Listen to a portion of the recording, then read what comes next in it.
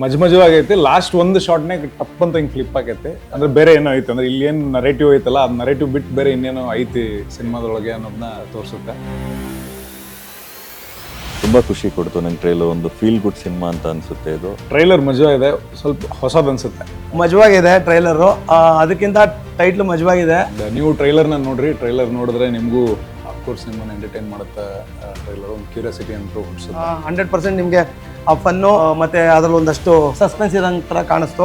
And ಎಂಡಲ್ಲಿ ಏನೋ ಒಂದು serious ವಿಷಯನೂ ಇದೆ ಸಿನಿಮಾದಲ್ಲಿ ಅಂತ ಅನ್ಸುತ್ತೆ. ಅಂದ್ರೆ ಬೇರೆ ಏನೋ ಐತೆ, ಅಂದ್ರೆ ಇಲ್ಲಿ ಏನು ನರೇಟಿವ್ ಐತಲ್ಲ, ಅದು ನರೇಟಿವ್ ಬಿಟ್ಟು ಬೇರೆ ಇನ್ನೇನೋ ಐತಿ ಸಿನಿಮಾದೊಳಗೆ ಅನ್ನೋದನ್ನ ತೋರಿಸುತ್ತೆ. ಒಳ್ಳೆ ಕಂಟೆಂಟ್, ಯಾವುದೋ ಒಂದು ಥ್ರಿಲ್ಲರ್ ಒಂದು ಕಂಟೆಂಟ್ ಇಟ್ಕೊಂಡು ಒಂದು ನೀಟಾಗಿ ಪ್ರೆಸೆಂಟೇಷನ್ ಮಾಡ್ತಾರೆ. ನಂತರ ಓದ್ತೀನಿ ಮಾಡಲ್ಲ.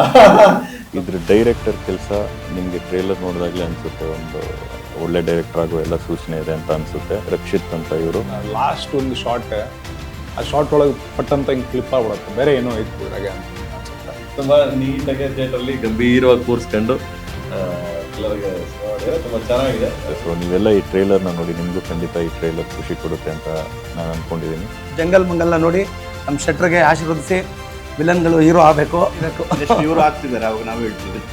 ಒಂದು ಸಣ್ಣ ಪ್ರಯತ್ನ ನಡೀತಿದೆ.